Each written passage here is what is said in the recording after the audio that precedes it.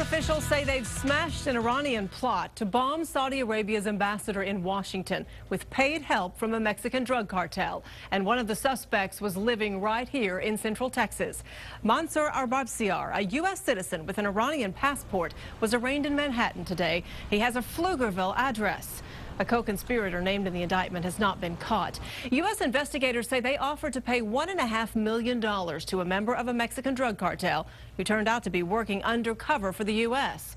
The feds say Iran's government was behind their plot that also involved blowing up the Saudi and Israeli embassies in Washington.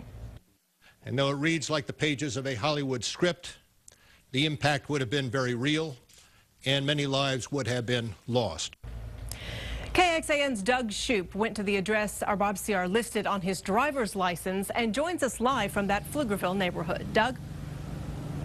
Well, Leslie, earlier this afternoon, there were a lot of curious families, as you would imagine, in their driveways as the media gathered outside of this home in Pflugerville. Now, we did not see anyone come out of the house until about 2 hours ago when the suspect's estranged wife came out to talk with reporters, hoping to protect her family.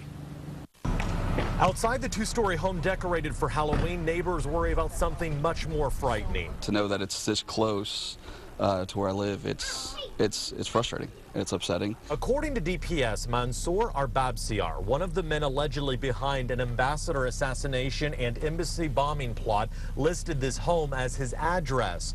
But Arbabsiar's estranged wife, Martha Guerrero, says he only used the address to get a driver's license. But we've been separated for a long time. We don't have a relationship.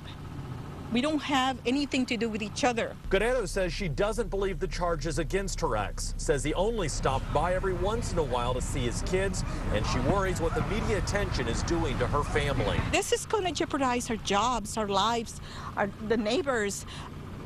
We don't want that. My family and I just want to be in peace and move on like we were.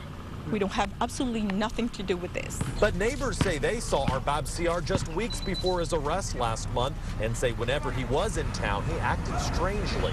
He always was in the front yard, talking on the phone, walking, pacing the front yard every day. He was really different. He would come outside at night, talk really loud on the telephone in a different language, pace the sidewalk.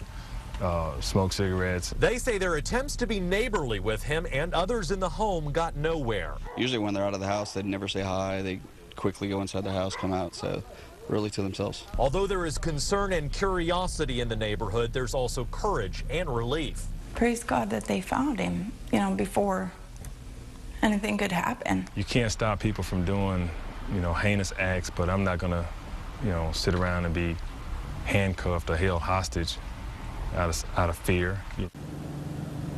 Now, earlier today, the FBI visited this home. Guerrero says she answered all of their questions and understands they do need to investigate this matter. However, Guerrero says she has no idea where her ex was currently living or what he was doing, and she says that she's certain his innocence will come out.